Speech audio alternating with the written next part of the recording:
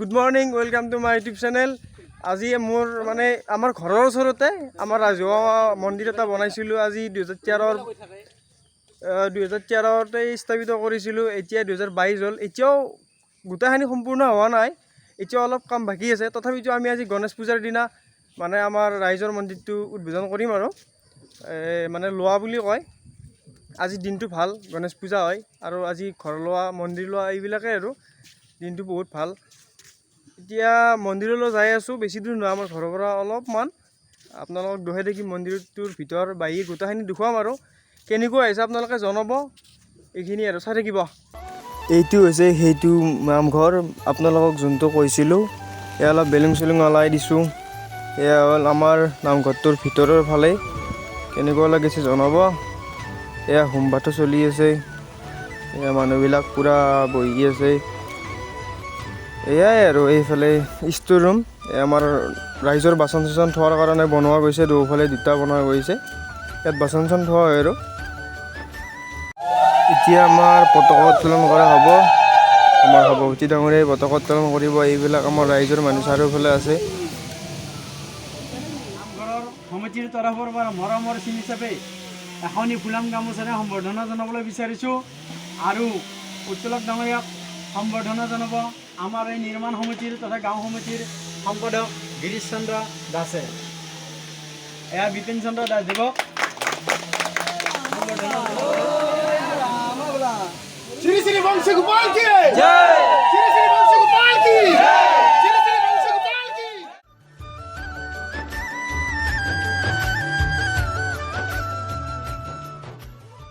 আমি এইবাৰ দ্বিতীয় কাৰ্যসূচী বৃক্ষৰোপণত উপস্থিত হৈছোঁ।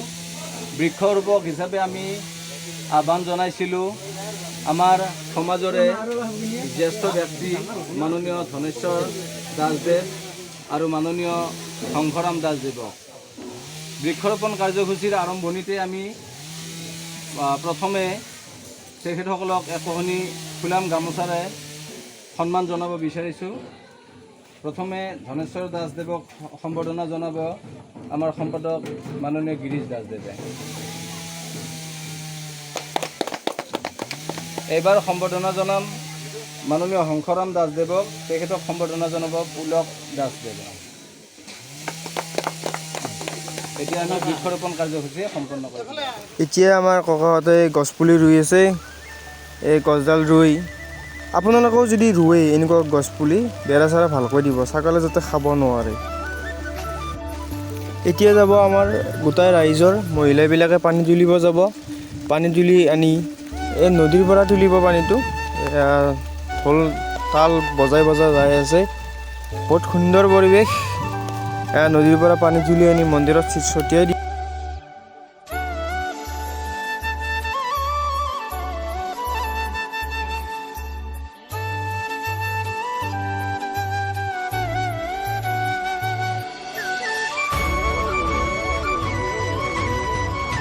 নদীৰ পৰা পানীখিনি আনি আমাৰ মেইন মন্দিৰত ছটিয়াই আছে। পানী তুলি অনা পানীখিনি এনেকৈ তিনিপাক ঘূৰি ঘূৰি ছটিয়াই আছে সকলো ৰাইজে মন্দিৰৰ চাৰিওফালে।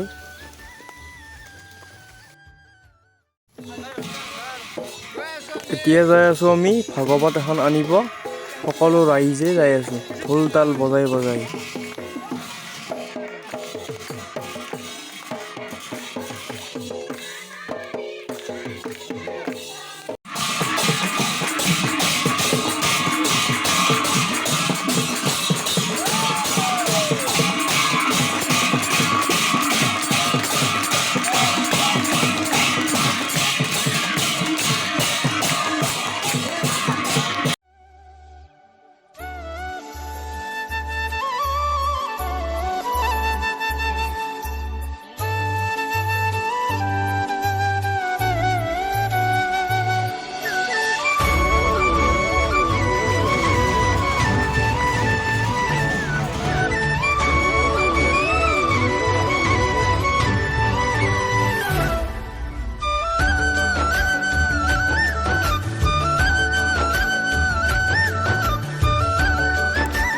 ভগৱতখন আনি ভগৱতখন আমাৰ মন্দিৰৰ চাৰিওফালে তিনিপাক ঘূৰাব, এইটো কিবা এটা নিয়ম আছে।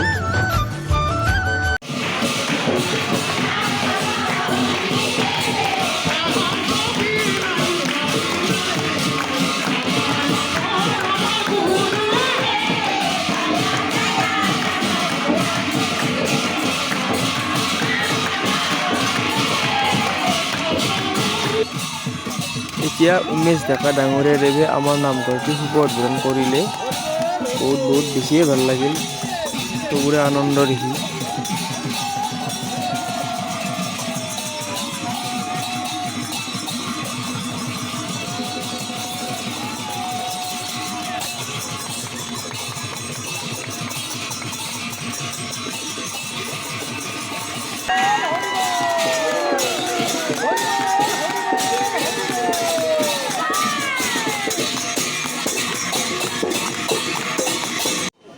এতিয়া সকলোবিলাক ৰাইজে পুষ্পাঞ্জলি লৈ আছে, আমাৰ হোমপুৰাও গৈছে।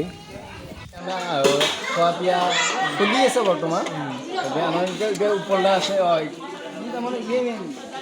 কি দালি নে কি দালি? দালি বিলত। Thank U.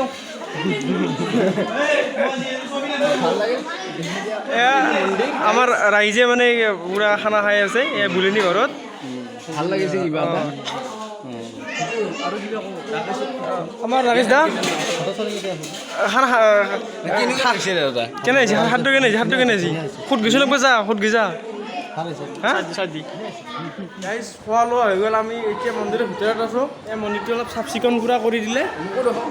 বেয়া মন্দিৰটো আজি মানে আমি ভাদ মাহৰ কৈ আছোঁ, আজি মানে আমাৰ ভাদ মাহৰ গণেশ পূজাৰ দিনা মন্দিৰটো আমি ল'লোঁ, উদ্বোধন কৰিলে। আমাৰ MLA ডাঙৰীয়াক মাতা গৈছিল, MLA ডাঙৰীয়া আহিব নোৱাৰিলে, তথাপিতো আহিছে বেলেগ। এয়াই আৰু আমাৰ গধূলি বন্তি বিতৰণ হ'ব, দেখুৱাম আপোনালোকক। আৰু অমৰতি ভাৰ অমৰতি ব্লগ চেনেল এটা আছে, ছাবস্ক্ৰাইব কৰি দিব। কেনেকুৱা লাগিছে? বহুত ধুনীয়া, বহুত ধুনীয়া। বাকী বাই বাই, গধূলি লগ পাই আছোঁ। বন্তি বৰ্তমান দেখুৱাই আছোঁ আপোনালোকক, চাকি লগাম পূৰা। এয়াই গধূলিৰ দৃশ্য, চাকি তাকি লগাই দিলোঁ চাৰিওফালে। জনাব কেনেকুৱা লাগিছে গধূলিৰ দৃশ্যটো। এতিয়া অলপমান মানে ঢোল চোল বজাই নাম চাম ধৰিম আৰু দেখুৱাইছোঁ, চাব।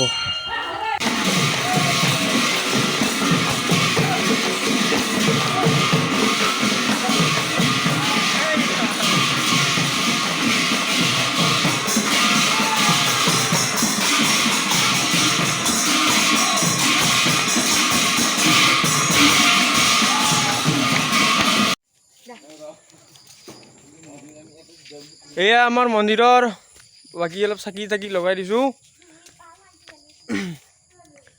বেছি লাইটিং কৰা নগ'ল, এই ওপৰত ৰঙা লাইট এটা দি দিছোঁ। এই দেৱালীৰ নিচিনাকৈ চাকি তাকি অলপ লগাই দিছোঁ আৰু এয়াই আৰু গাইজ। আমি অলপমান চাকি বন্তি লগাই এয়া চাকি দেখিছে আপোনালোকে, চাকি বন্তি লগাই অলপমান আমি নাম কীৰ্তন কৰিলোঁ। বহুত ভাল লাগিল। বহুত দিনৰ মূৰত মানে আমি মন্দিৰটো ল'লোঁ, বহুত বছৰৰ মূৰত লৈ আমি আজি অলপ নাম কীৰ্তন কৰিলোঁ, বহুত ভাল লাগিল। এতিয়া ঘৰতে যাওঁ, দিনটো মন্দিৰতে থাকিলোঁ। আৰু এতিয়া মানে দিনটো বহুত কষ্টত গৈছে গাইজ, একো খোৱা নাই ৰাতিপুৱাৰ পৰা। আমি 4টামান বজাত এই মাছ পুৰা ভাঙি গৈছে। হৰিণ আমাৰ যিটো হাপলাং যিটো আহি পুৰা একদম বজাই আছে। বাকী মন্দিৰটো কেনেকুৱা লাগিছে জনাব আপোনালোকে, কালাৰ চালাৰ কেনেকুৱা লাগিছে গোটেইখিনি জনাব। আৰু ইয়াতে আমাৰ গ্লাছ হ'ব, সেইকাৰণে আমি বৰ্তমান খালী ৰখা গৈছে। গ্লাছ হ'ব আৰু ইয়াত টাইলছ হ'ব, সেইকাৰণে আমাৰ মানে এই কৰা নাই আৰু। ইয়াত এইফালে ষ্ট'ৰ ৰুম আছে, এইফালেও ষ্ট'ৰ ৰুম আছে, চব গোটেইখিনি ক'ব লাগিব। আমাৰ মন্দিৰটোৰ গোটেইখিনি কৈছোঁ আপোনালোকক, কেনেকুৱা লাগিছে ক'ব আৰু কালাৰ চালাৰ কেনেকুৱা লাগিছে মোক ছাপোৰ্ট কৰিব দিয়ে। মই ইয়াকো ছাপোৰ্ট 1K হ'ব ফাইনেলি। এয়া আমাৰ অমৰকো ছাপোৰ্ট কৰিব। বাকী এইখিনিয়ে। বাকী ভিডিঅ'টো যদি আপোনালোকৰ ভৰিত ধৰিছোঁ। ভাল লাগে লাইক কমেণ্ট শ্বেয়াৰ কৰি দিব। Bye bye.